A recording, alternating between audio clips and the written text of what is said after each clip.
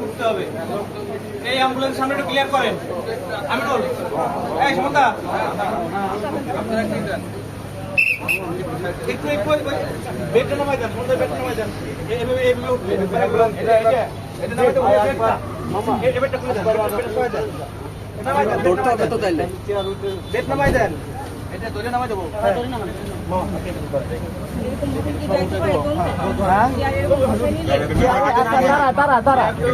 আমি বলি কি আমার চেয়ার নিয়ে উঠবে না, চেয়ারটা নিয়ে উঠবে না, একদম চেয়ার নিয়ে এইভাবেই যাবে।